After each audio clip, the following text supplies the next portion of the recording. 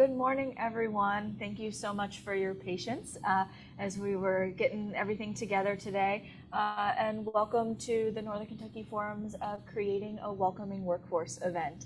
My name's Ellen Bates. I'm a Northern Kentucky Forum board member, and I work for Brighton Center. We're a nonprofit organization here in Northern Kentucky.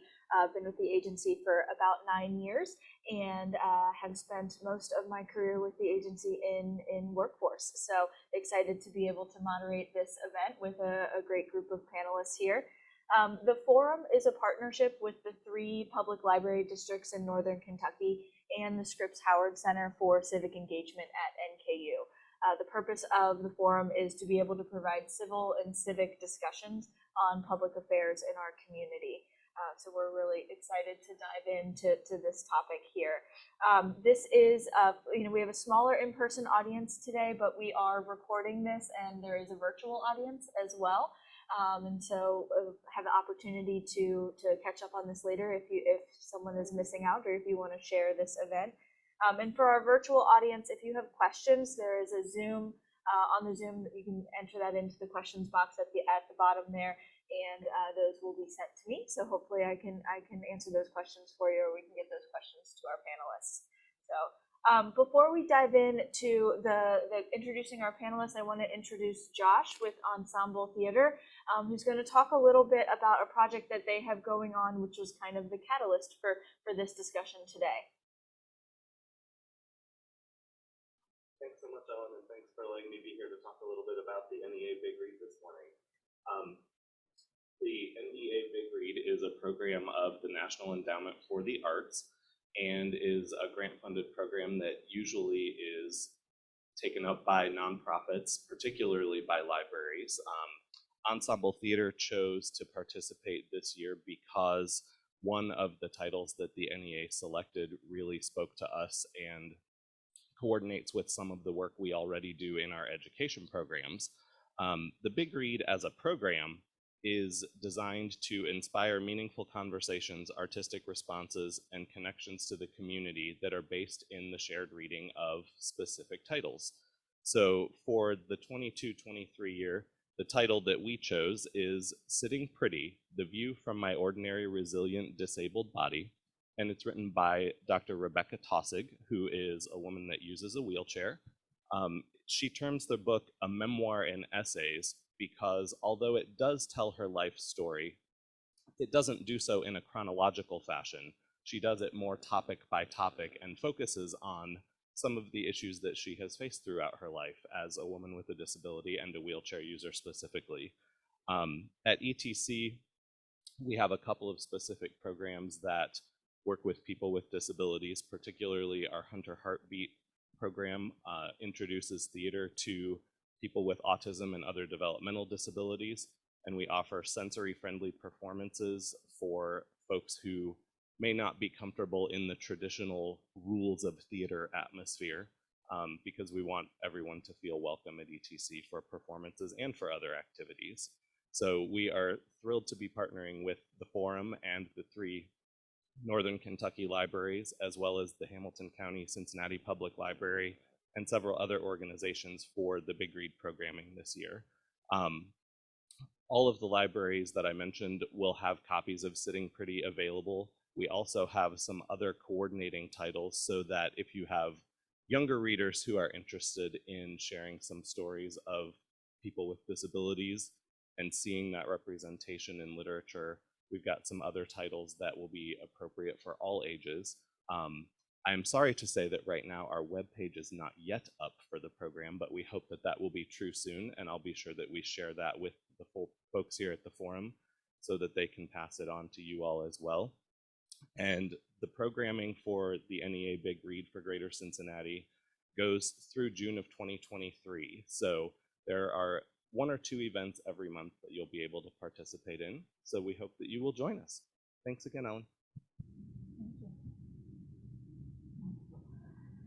So super excited about that project, and that sounds like a really great book, and just a great frame for our conversation today. So I'm going to introduce our panelists here. We have a great panel of experts who are working in workforce and in working with individuals with disabilities.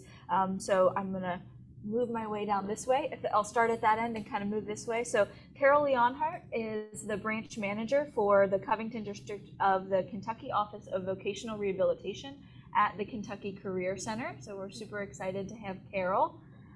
And then Bev Harp is the project director for the Innovative Supports for Autistic Workers at the Human Development Institute. So thank you for joining us, Bev. And then Alicia Smith is the director of Adult Services at Easter Seals Redwood. We all just merged. It's a new title there. So excited to hear from all of them. So we'll just kind of dive in. But I think, since this is a conversation about workforce, I like to hear about people's career journeys. So if we could just start, and maybe Carol, I'll start with you. If you could share a little bit about your career journey and how you came to be in this space. Sure. One of the things that I came to be in this space is because I connected with the Office of Vocational Rehabilitation. So in high school, I learned about the Office of Vocational Rehabilitation, and I knew that I was wanting to be a counselor. I was very good at listening to people's problems and kind of coming up and helping them come with solutions. And as I received assistance from a vocational rehabilitation counselor, I realized that they could do all kinds of things. They couldn't just give a little bit of guidance on things. They could buy items, like my wheelchair was breaking down, and they were able to buy that. And they could do career guidance, and they could just do so many things, so that I wasn't real far through the process before I realized the kind of counselor I wanted to be was a vocational rehabilitation counselor. And so after I finished my bachelor's degree in psychology, I was able to get on with vocational rehabilitation. I've been with vocational rehabilitation for 33 years now. And the first 20 of it, I specialized in working with individuals who had a hearing loss. So it might be to the level of deafness, it might be just that they had some difficulty hearing. And then I was getting into deaf blindness also, and working with people that had a lot of different kinds of physical or emotional disabilities. I found that really our agency can help with folks that just have a lot of variety of disabilities and all different kinds of levels of disabilities. And so then as an employee of vocational rehabilitation, they offered to pay at that time for the employees who were interested in getting a master's in rehabilitation counseling. So I got that from the University of Kentucky, and then went on to get certified as a certified rehabilitation counselor. And so first 20 years, I worked as a counselor. The last 13 years, I've been a manager, and I've really enjoyed that because it's a chance to mentor other counselors. It's a chance to work with a team and try to have us kind of problem solve together. And during that time, I've just seen so many people have their life radically changed by being able to get some of the resources they needed to accomplish what they wanted to do career-wise. Do you want to share a little bit about your career journey? Sure. I was a good student, but when I got to college, I struggled with organization, social relationships, all of the stuff that we now call adulting. So I worked in retail. I worked for Kmart for 15 years. I worked in the kitchen of a restaurant for 7 years. Around the time that I was approaching my 40s, I realized why I had had some difficulties with these things, and that it was that I was autistic.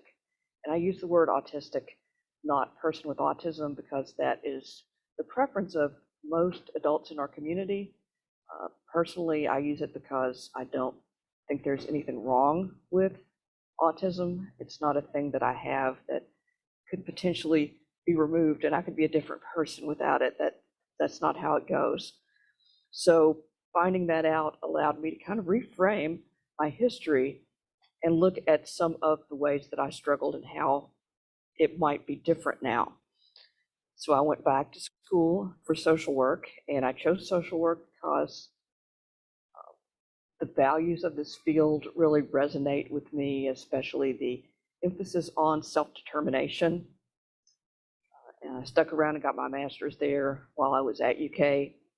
I did a practicum at UK's Human Development Institute and found that, oh my, this is a place where I could actually fit in. Many of our employees have disabilities, and everybody there is dedicated to supporting people with disabilities. So it's really the ideal fit. And I've been there for 14 years and about 6 on this project. Awesome. Thank you so much. And I really appreciate you lifting up your preference in identity first and person first language. Right. That was a conversation we had when we were kind of preparing for this panel, and I know that there are different preferences, and so I appreciate you lifting that up. Alicia, you want to share a little bit about your Sure. journey? So my name is Alicia Smith. I'm the Director of Adult Day Services at Easter Seals Redwood. I actually started my journey with Easter Seals Redwood when I was in 1st grade because my mom was a nurse at Easter Seals Redwood. She worked there for about 13 years when I was little, and between 1st and 3rd grade, the bus actually dropped me off at Redwood, and I would get to run the halls for about a half an hour waiting for my mom to get off work. And I just remember thinking, my mom has the coolest job. I didn't really know what it was, but the atmosphere of the facility was just amazing. And I loved getting to go out on the playground and play with the children and the adults that were out there. And my mom ended up leaving Redwood and getting another job as a nurse that she had been after for a long time. So Redwood kind of left my mind for a while until I was in high school. And National Honor Society, we were looking for service projects outside of our school, and Redwood was one of those options that came available. And all the memories came flooding back from when I was younger, so I decided I wanted to volunteer there. I ended up loving it so much that I volunteered at Redwood with our children, because we also serve children as well as adults, for about 3 years before I went off to college. I have 2 degrees, one in English and one in theater, so nothing related to the work that we are doing here today. I went to school for things that I was passionate about. And those degrees are both wonderful, but they talk to you while you're in school. These are the options that are going to become available to you with these degrees. And after I graduated, I realized, ooh, I didn't plan so well. I don't know what I'm going to do. So as I was trying to figure it all out, Redwood just kind of popped into my mind. And I thought, I'm going to work there for 6 months until I figure out what I'm going to do with my life.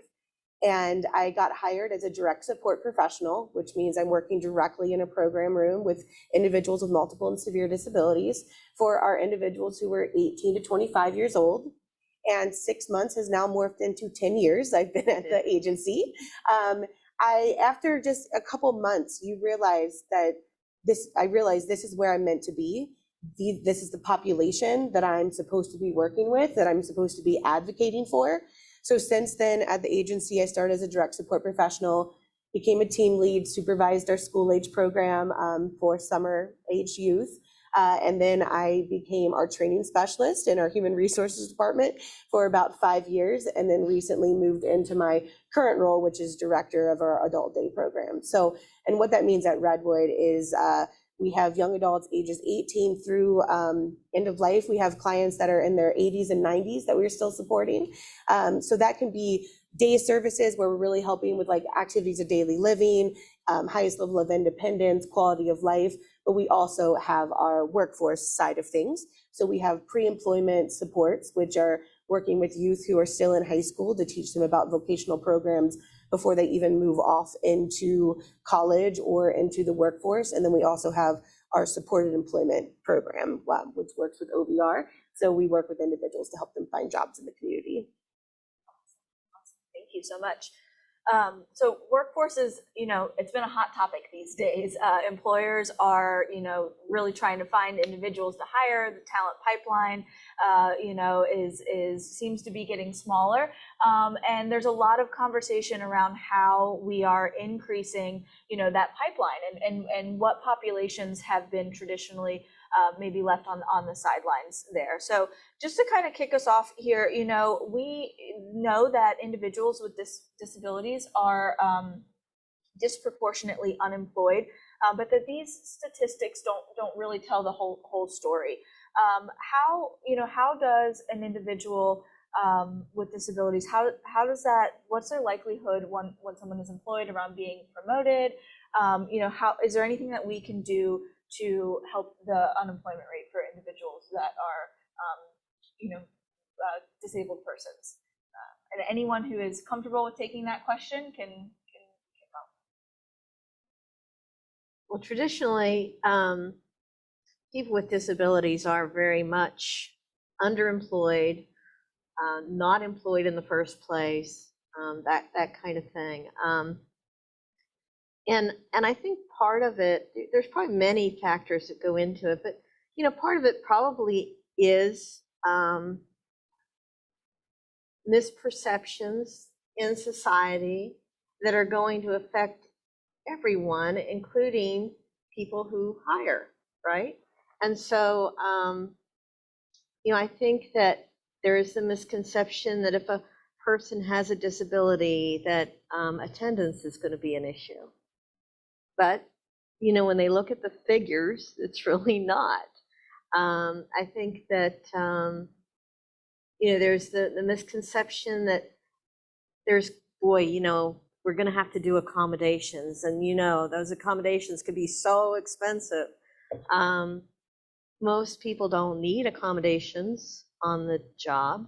The kind of accommodations that are sometimes offered are usually about $150 or so. I mean, some can be more, some can be less, but we would never dream of not hiring somebody over $150, right? So some of the types of accommodations might just be, putting a board underneath of a desk so that it comes a little higher. Literally, a couple of 4x6s solve that. And so I think also sometimes employers don't realize that they think in their minds, and maybe somebody else can speak to this, but I can imagine that, employers think, for instance, in hiring a deaf person, because I worked with deaf individuals a lot, maybe they've never interacted with a deaf person before. And so to them, how in the world am I going to communicate to this person? But what they don't realize is that deaf person, who might be 25, has for the last 25 years communicated with people that were hearing. And so they have some skills related to that, and they can help. And so just really knowing that people with disabilities have developed coping skills, have developed resources, are able to meet the employer probably more than halfway, and that it's worth trying. It's worth trying. So those are just some of the things that come to mind. I wanted to touch on the piece about once an individual is hired, about the lack of promotability that we see when we're looking at the statistics. I do want to preface, when I'm speaking on my expertise, I work with individuals in the IDD population, which is intellectual and developmental disabilities. So I am less familiar with the types of accommodations that you may be speaking of. I am more familiar with the accommodations that would go along with somebody who falls into that population. But one thing that we really see is the lack of education that leads to oftentimes seeing individuals be written up or being moved towards termination, when all it sometimes takes is the education to have the conversation with the individual to find out why this is happening. So the employers need to kind of have a shift in their mindset and think, I can't look at this person as I would, somebody who I'm typically going down this checklist for. During the pandemic, we were going through a staffing crisis. A lot of people are all over, but we really felt it in our field. And one position we couldn't fill was direct support professionals. We ended up hiring 7 individuals who had been working with supported employment specialists to fill these direct support professional roles. They are some of our most amazing employees. 2 of them have been promoted to co-leads positions since the time that they were hired. They are always on time. They always show up for work. But we have seen some situations where, you know, a team lead is coming to us and saying, this individual is being non-compliant. I asked them to do something and they looked me in the face and they said, no. And, you know, that person is upset about it. So I then call the individual in and we have a conversation. They're like, well, I just said no because I didn't understand the request. So sometimes it's about understanding how somebody communicates, understanding the way that they talk to other people. And when I've talked to these employees about how can we help you with this in the future? What can I do to make sure that your team lead understands the way that you communicate so this is no longer a problem? And I've had individuals look at me and say, I've been fired from jobs in the past for this same reason because nobody sat down and had this conversation with me about how they could make things better, when it could be something as simple as talking to the team lead, say, if she just says no, say, okay, are you saying no because you don't understand? Or are you saying no for another reason that I could address? So opening up that conversation instead of just shutting down and becoming upset when that person doesn't respond in the way that you think they're going to respond. So it could just be something as simple as that, which doesn't even cost money as an accommodation. Right. With ISAW, I talk to employers. I usually try to explain some things to help clear up some of the many misconceptions that are out there about autism. Even among people with disabilities, we are disproportionately unemployed, with unemployment rates around 75%. And a lot of those who are employed only have part-time work, maybe only a few hours a week. There's a lot of fear around the unknown with hiring someone on the spectrum.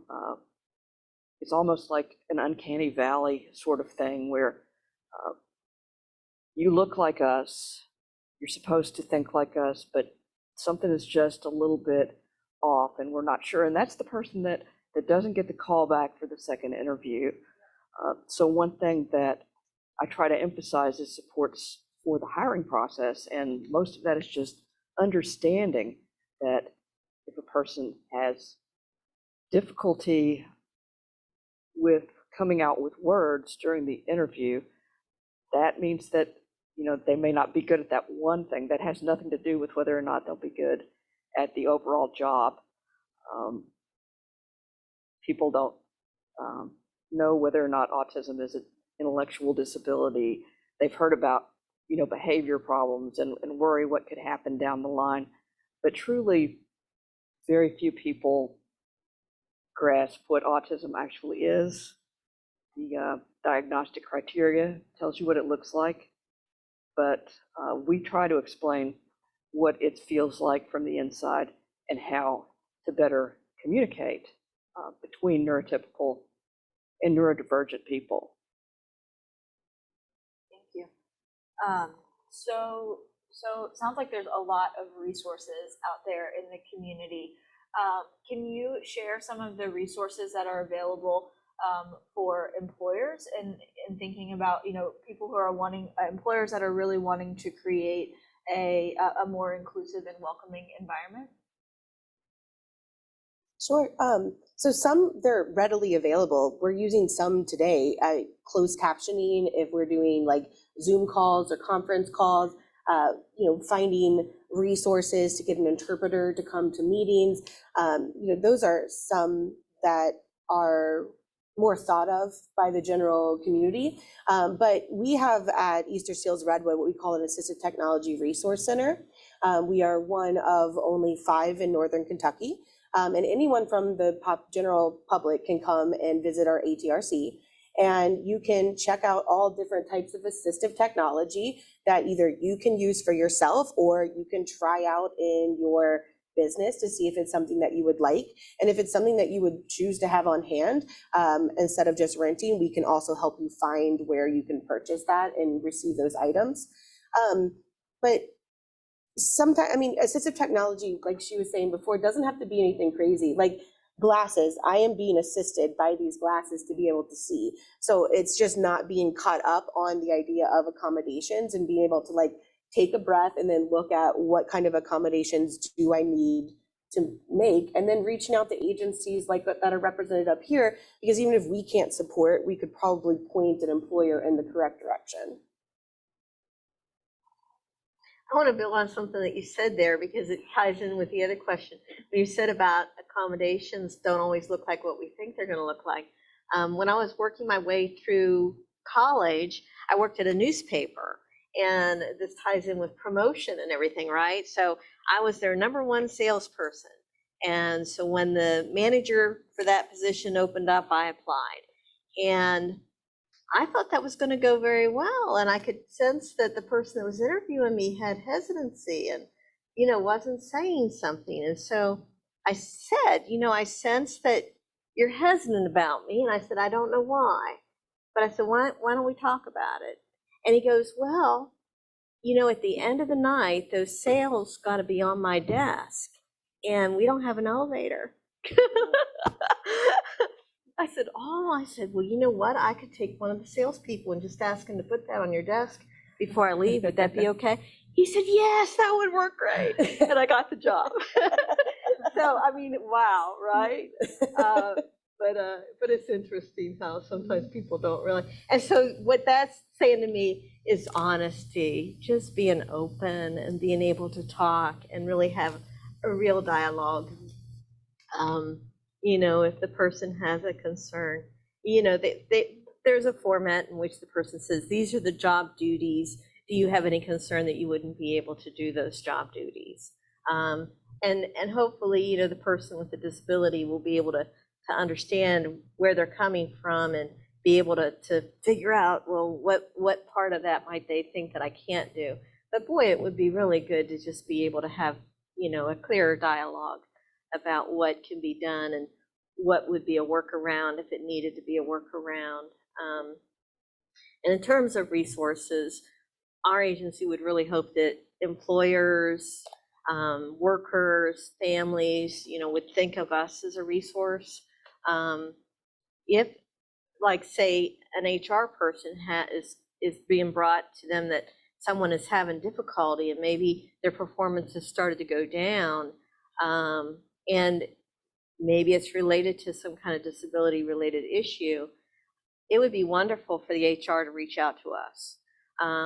One of the places where we see this is people who will develop hearing loss. So they've been a really good employee, but all of a sudden their performance is going down and they're not sure why. And then they figure out, well, the person doesn't hear well. And well, there's amplified phones, there's hearing aids, there's just so many things that we would be able to help in the purchase, for the benefit of that consumer, that an employer could feel very free to reach out to us.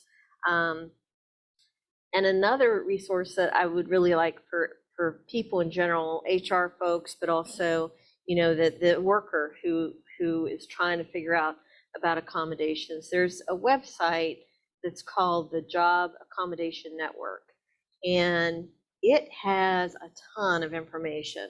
A person can go to a specific disability and they can look at potential accommodations for that disability. They can learn more about ADA. They can learn about the Americans with Disabilities Act. They can also call an 800 number and just get some free guidance. So again, the Job Accommodation Network is a really good resource.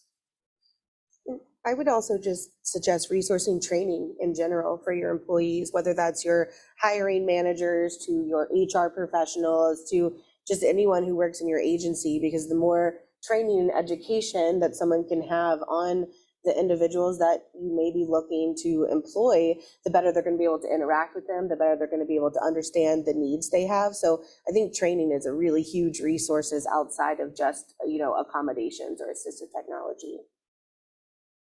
Right. I like the way that both of you described the process of discovering what accommodations a person needs. And I really enjoy working with both employers and employees to do just that. For the folks that I work with, a lot of times it's sensory accommodations, fluorescent lighting. A lot of people aren't aware how loud that is to someone who has super hearing, and how distracting the flickering can be, or even the fact that it can be incredibly dangerous for people with epilepsy if those lights begin to flicker. So, I might go to an office to see what's going on. This worker is having some issues, and a simple suggestion is to turn those off and bring in a floor lamp and a table lamp, or they make covers for these lights so that you can tone them down a little bit if it's the brightness there. So thank you for the shout on the training. About half of what I do is training employers to understand these kinds of things, and the other part is consultations. Anybody can call me up, whether they're a manager, HR worker, or a job seeker or employee who is needing support. We are there for all. Awesome. We've been talking a lot about, kind of resources from the employer side of things, but what about resources on the individual side? What resources are available in the community for individuals with disabilities to kind of advocate for themselves and navigate the hiring process and the workforce? We do several things at ISAW. We'll work with people who are looking for a job. They might need to have their resume reviewed and a little help tweaking that. We do mock interviews if they're interested in that. We do coaching and counseling on things like whether or not you would want to disclose before the interview, how to ask for accommodations, things like that.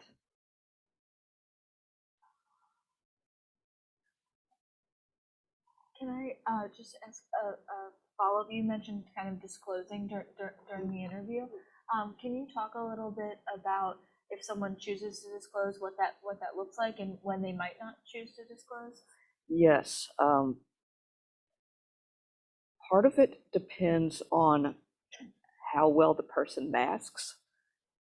And masking is acting like you don't have a disability, particularly acting like a neurotypical person. Some of us can do that. Some of us can do that for a short time, but not for very long. And some can't do it at all. Sometimes I'll talk to people who are unsure where they are on that spectrum, and we'll talk about it. And if a lot of times if an employer senses that there's something just off about you, you're not going to get that call back. And if they understand that there's a reason for it and they understand a little bit about your disability, then they might be more open-minded. On the other hand, you can face extra discrimination that you weren't going to encounter before you said that word disability. So I advise people to look at the culture of the company that you're joining.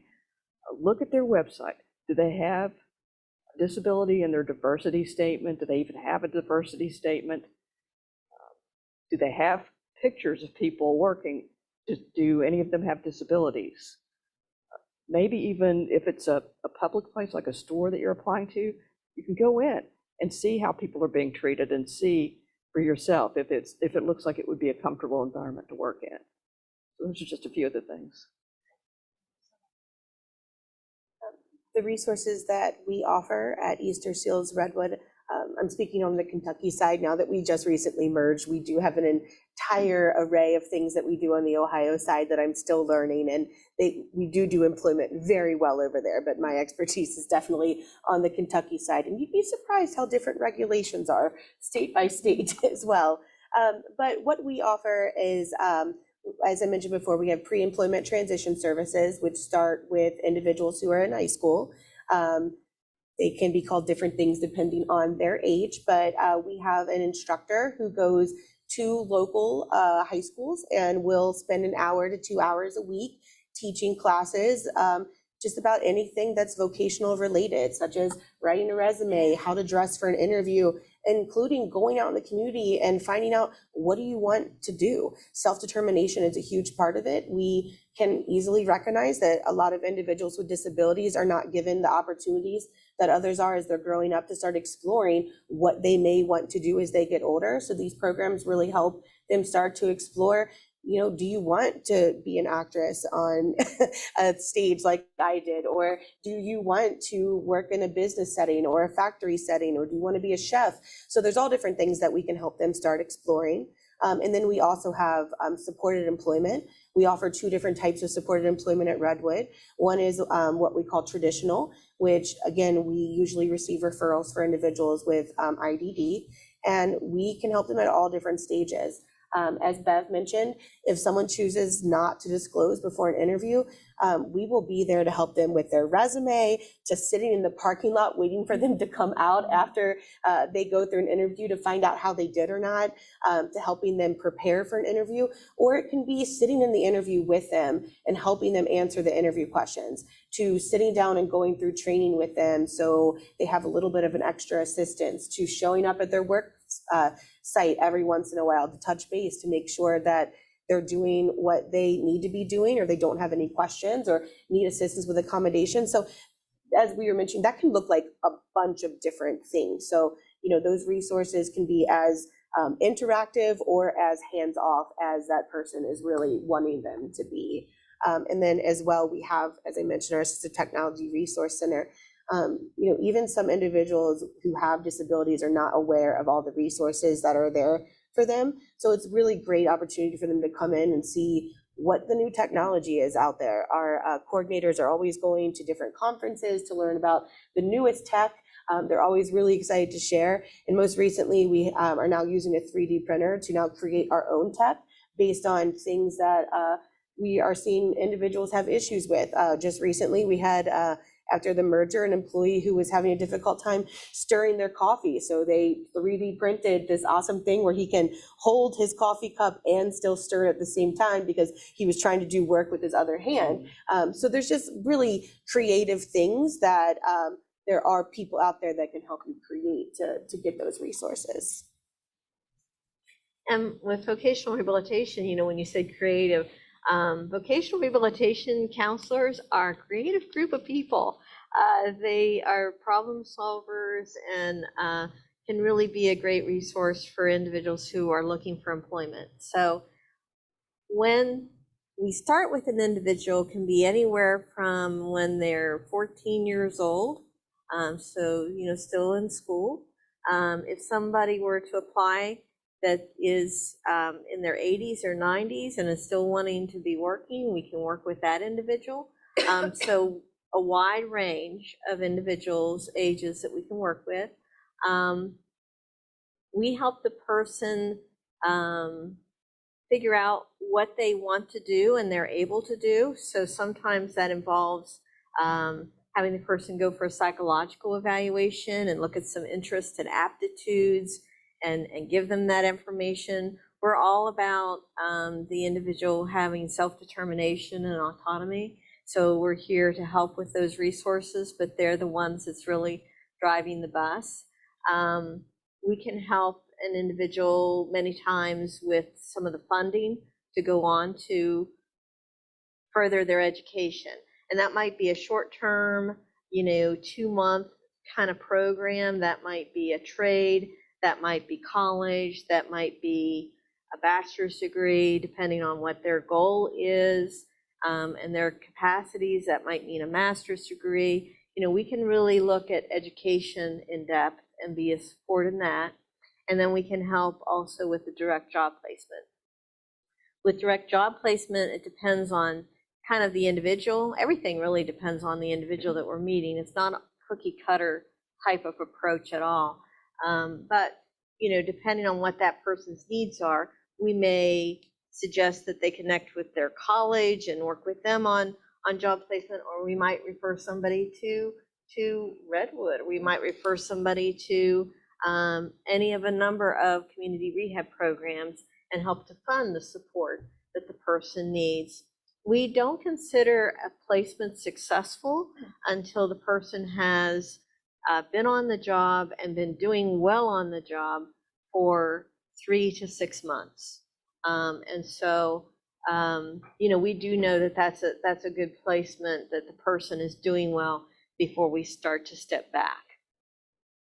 I mentioned we have 2, and I only talked about traditional. The other thing that we can do is customized, and some other agencies do it as well. And I just wanted to mention what customized employment supports look like, as it's unique and special. So a lot of agencies, obviously, my experience in human resources has helped with this too. You have your job, it's a job description, we know what the agency needs, we post it, and that's the only thing that we're looking for from potential employees. However, somebody who's looking for customized employment would have an employment specialist going to companies, sitting down with managers, directors, CEOs, and saying, what stuff do you need done here that isn't being done already based on your current job descriptions? Do you have any needs that you may need filled that isn't currently being filled? Because I have an individual who would love to help with some database type stuff. So it is actually working with a company to create a job that would be specific for an individual based on their skill set, based on the hours that they can work. So it really helps them find a niche if that traditional route hasn't been working for that person successfully. That was really, really great to know. Really creating a job specific for an individual. I'm sure that has success when it's developed specifically in that way. Mm-hmm. So we've been talking a lot about how individuals with disabilities are getting into the workforce, but we know that once someone is in a job, sometimes it can feel isolating if the culture is not an inclusive culture. Can you talk a little bit about how employers can work to create a culture that is inviting and welcoming for individuals with disabilities?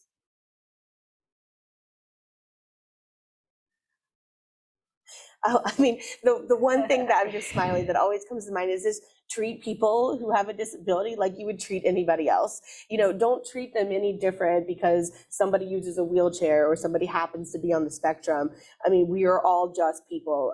Look at me. I have green hair. I wear bright lipstick. I may not look like a typical director at a site, but we all get along with each other. We all have our uniquenesses, and it's just about embracing that and just trying to create a culture that embraces everyone's differences and celebrates those instead of saying like hide those away. Those are negative. So if we can start doing that even in simple ways, just by treating people with dignity and respect at all times.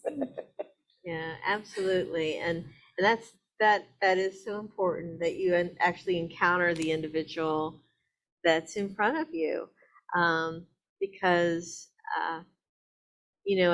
as a wheelchair user may need something different than another person as a wheelchair user.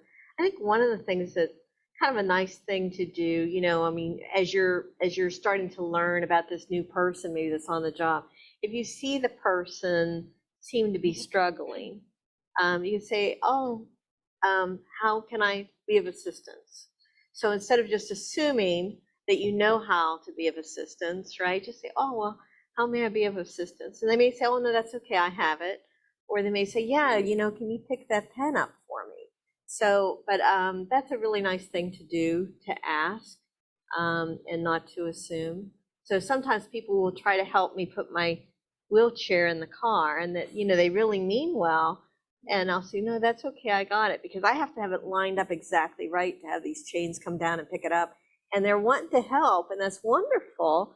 But for that particular thing, I need to do that myself. So I think that's always good. Most people that are in wheelchairs really like if somebody's going to have a conversation with them, if they can kind of sit down and not have to be cranking their neck up. But, most individuals that are deaf are going to be hoping that there's a way that they can access the the information, whether it be captioning or whether it be an interpreter or whether somebody's going to take the notes.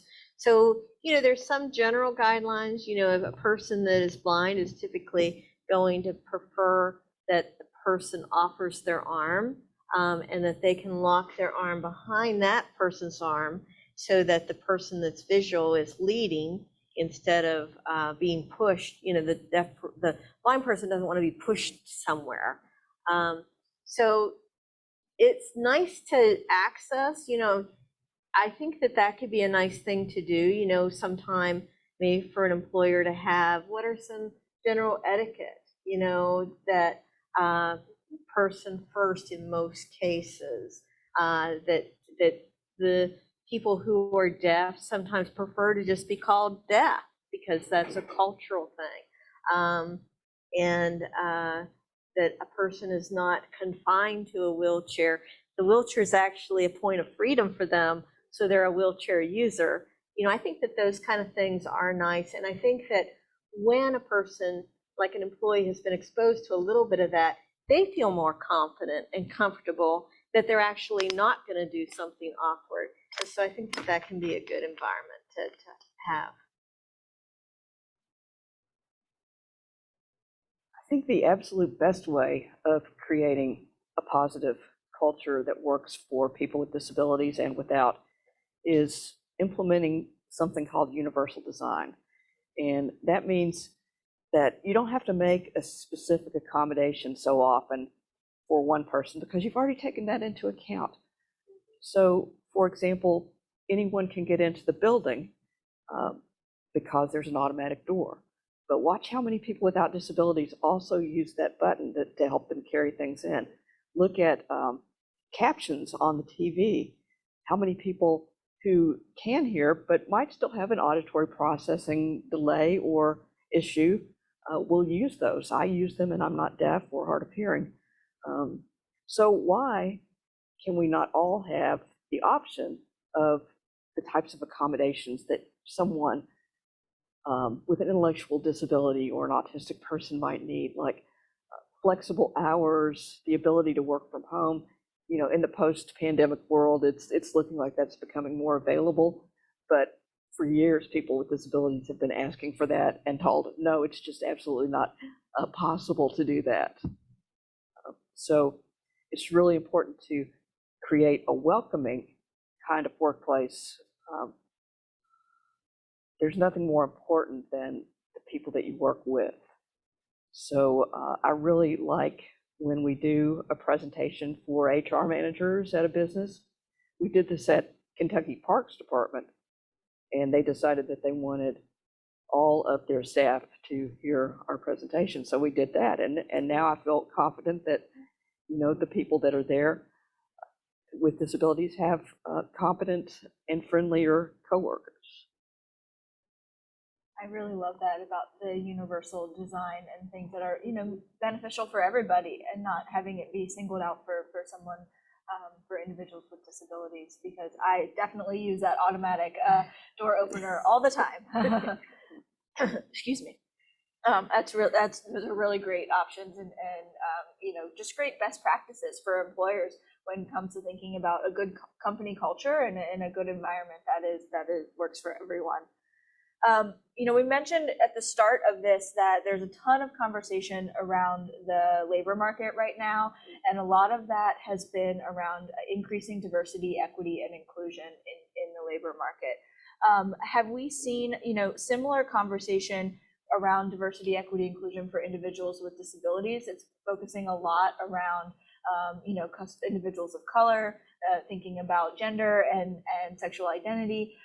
But I haven't heard as much around individuals with disabilities. Can you all talk about that and that part of the conversation? Who wants to take the lead on that one? I will. Yeah, okay. When I was taking notes on how I might answer these questions, the answer that I wrote down for that was nope. I haven't seen it, so I'm hoping that one of you has. There has been some discussion, and it really seems as though we're trying to lead that discussion, Yes. right? I don't think that that's on the mind of most folks that are thinking about inclusion. And so we very much are trying to bring that to people's attention, because that is a huge part. And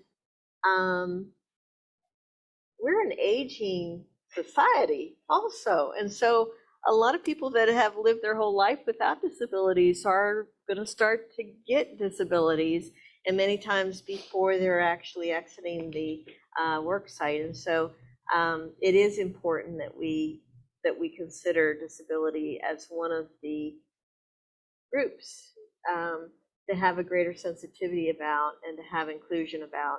And an individual with disabilities, just like I was saying that, VR counselors tend to be creative problem solvers. I find that people with disabilities are often creative problem solvers, Yes. because they've had some obstacles that most people haven't had, and they've had to find solutions and work around them. And it's not like it's a very narrow thing. It's something that's impacted a lot of times multiple things in their life that they've needed to be creative about. So I think that people with disabilities have a lot to offer in the workplace. So I have seen a couple programs, again, led by individuals within our field. There is a program that's been going around that was presented by the DDID, Department of Intellectual and Developmental Disabilities, with Kentucky, called Retain. And they are trying to, I know we're going through it as an agency, the training, but I think it's being sent out to agencies that are even outside of our field. This program is specifically designed to, how do we retain an employee after they have received a life-altering injury at their job? So say they're working in a factory, they become very injured, they go off and they have to be on disability, they're trying to return to work. What can this company now do as an agency to help bring them back to work? So how do we retain these employees? And yes, that is the market for this training, but we can look at it in a wider perspective, where now agencies are learning, how do we support individuals that may also have these same types of needs as the people who are returning to work after a severe injury. Another program, and I think this one is on the Ohio side, so don't quote me if I'm wrong, as my worlds are starting to blur between Kentucky and Ohio.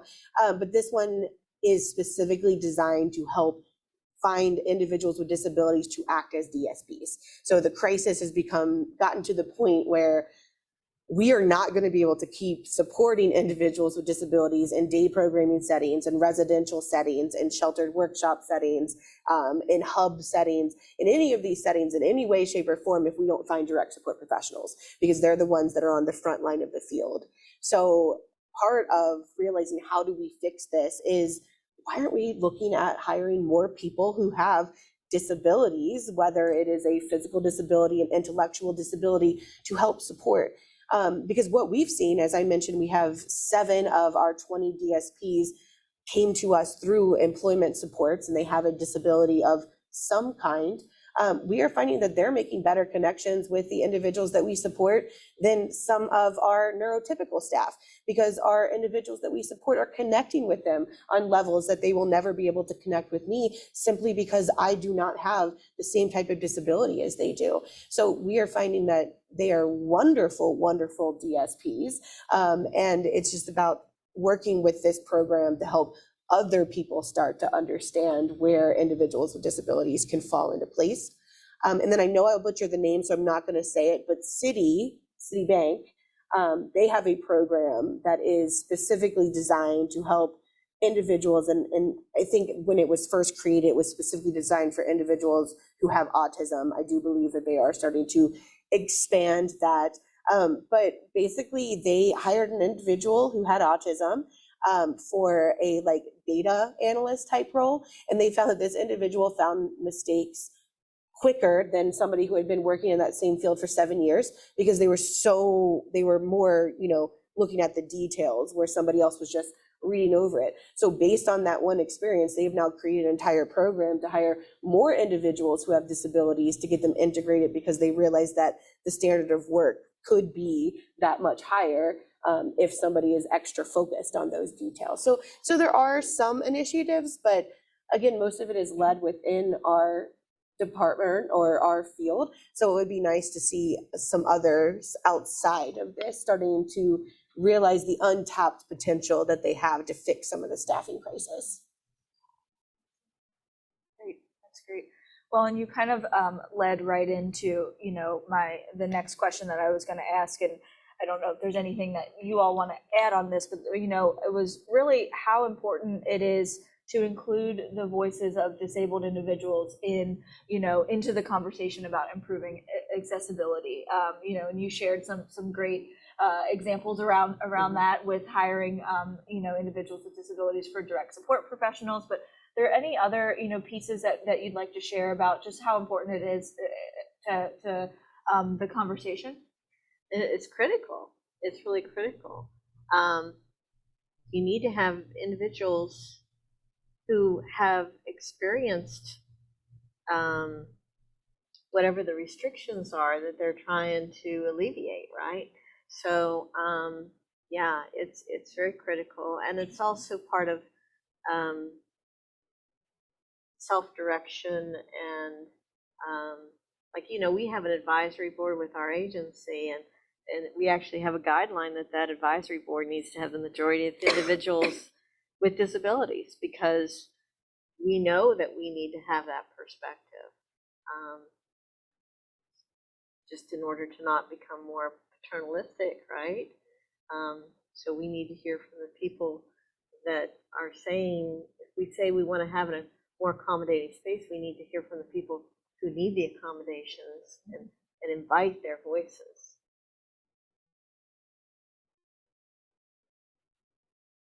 There's literally nothing more important than including the voices of the people that you intend to serve, so that you will know what they actually need and not what you imagine they might need. And this is a constant cause for consternation amongst us in the autistic community. We are so often spoken over, and someone else wants to be our voice. And we've always done it this way, right? So with more autistic people starting to show up and say, no, not like this, like this, there's some conflict. There's some conflict there. So it's really important to me to see businesses, agencies, training projects, all of that, including the voices of people with disabilities as leaders, not just having them on your team, having them as leaders.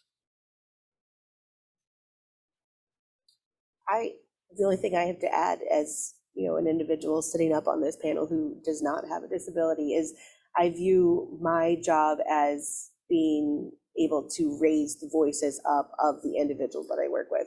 I mentioned in the beginning of this panel that my education, my formal education, is in the form of theater and English, but my education, which makes me an expert in this field, came from working with individuals with disabilities.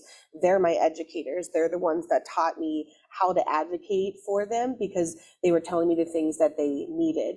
And if that person has a voice, I'm going to raise it up. And if they choose not to use that voice or are not able to use their voice in a way that society understands, then at that point I will choose to be the voice. But I wouldn't know anything unless it was for working in the field that I work with and interacting with individuals with disabilities on a daily basis. They're the ones that need to teach us what to do. Yeah, really great way to round out that conversation. I guess I'm going to turn it to the audience. If there are any questions in the audience that we haven't covered, or if there's anything that you as panelists, if I haven't touched on within the questions, is there anything you'd like to add to the conversation? I don't think we have any questions on our virtual.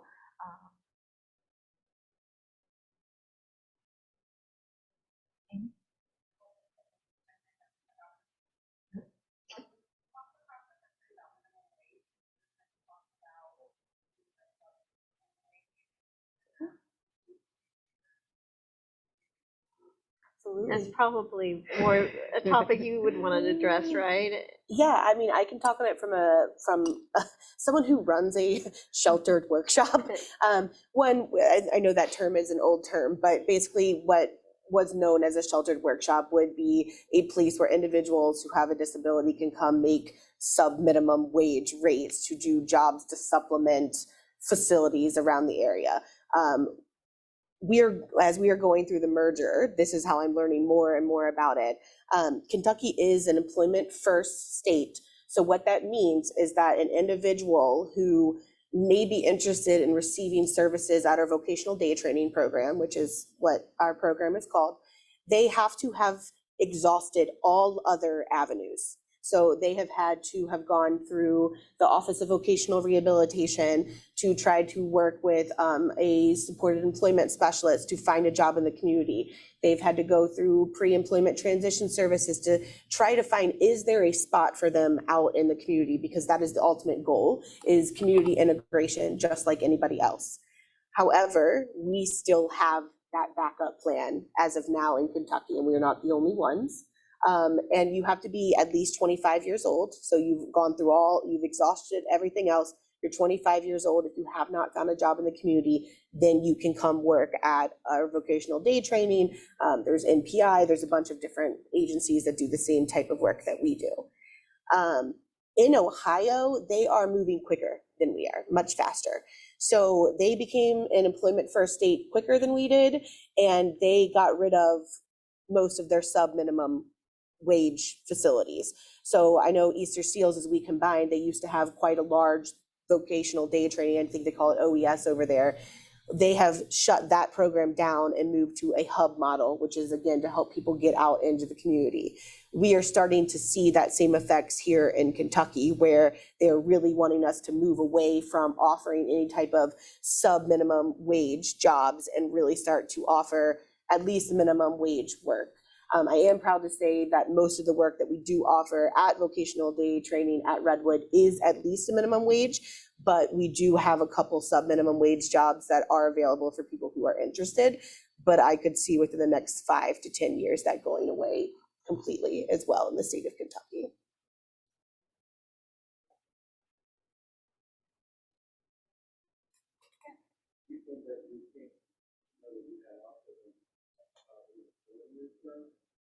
Nearly.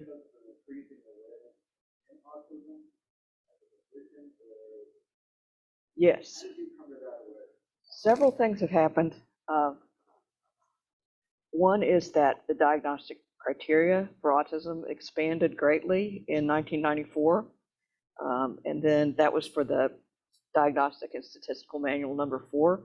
In the 5th edition, they took some of that back and combined all of the subcategories of autism together into one called autism spectrum disorder.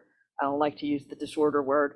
I have a disability, but not necessarily a disorder. So I spent my whole life being the weird kid and the loner, and I didn't talk much. I didn't really understand the flow of conversation, so I was mostly quiet. And then as I was approaching 40, as I said, I picked up a few books, and people were starting to talk about these things. It was just before the turn of the century, so in the very late 90s. And I looked in these books and I said, oh, well, that's me. It was just like the most shocking and surreal experience that I had looked all my life for other people who were like me without finding, without understanding. And then, of course, I went and had a professional diagnosis because I had the privilege of doing that. So, in a way, I'm glad that I didn't grow up with a diagnosis. It's easier to be treated as the weird person sometimes than to be so misunderstood as autistic kids are even today.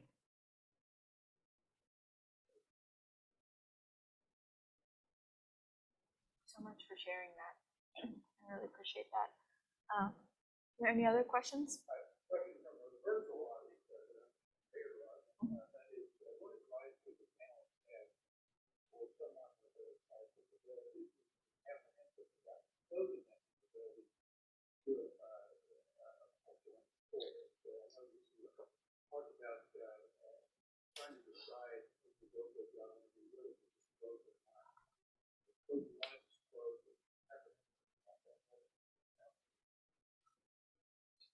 Well, sure. The question that was asked was from someone who's viewing, and they're saying if an individual is thinking about disclosing, that they're not sure whether to disclose, kind of how can they get some counsel related to that? My suggestion would actually be for that individual to reach out to their local vocational rehabilitation office and ask to speak with a counselor, because there's a lot of factors that would go into that. And also they would probably want to practice what that's going to sound like and get some feedback on that. And so I think that would be really good that that individual would reach out to a Kentucky Office of Vocational Rehabilitation, say they'd like to have an appointment with a counselor, and then sit down and really kind of talk that through. I liked what you were saying about looking at their website. I think that's a really good thing. If a disability is obvious, okay, like in my case, then it can be good to bring that up in an interview and actually say, you may be concerned about this, but this is the situation, right? So you don't want to ignore necessarily a disability when it's visual. But when a person's talking about disclosing, that's usually somebody who has an invisible disability. And so if they feel like they are going to need accommodations on the job, I think it's probably as a general statement, good to go ahead and bring that up with some parameters of what that accommodation would look like. But on a case-by-case basis, I think it would be better to have them meet and really have an in-depth conversation with a vocational rehabilitation counselor. There's no charge in meeting with our agency at all. And so I think that would be a good approach. I would just add that even if you choose not to disclose in the beginning, there's at no time, like there's not like I didn't disclose at the interview, I can never disclose at any point in time.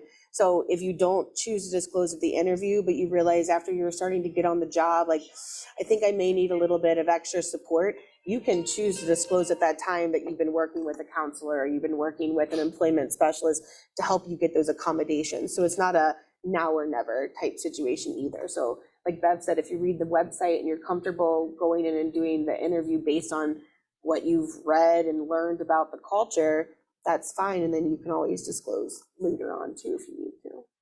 Yeah, a really important piece of education for people to have is to know what their rights are and to know that an employer cannot ask you if you have a disability. All they can ask is, are you able to do this job either with or without accommodations?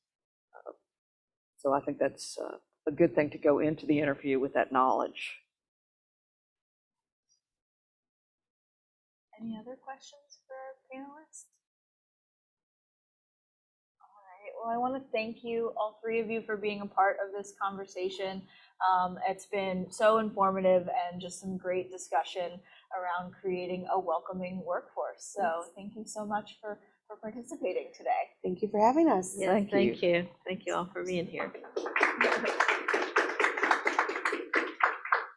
And then for those of you in the audience, if you've enjoyed this discussion or interested in attending other forum events, our next event is a Meet the Judicial Candidates, and that is going to be on October 18th at 6 p.m. In the Digitorium at NKU's College of Informatics. It will also be a hybrid event, so you can join via Zoom. And that is an evening one. There will be a meet and greet with the candidates after the event, and so it's a great way to be civically engaged with what's going on in our community.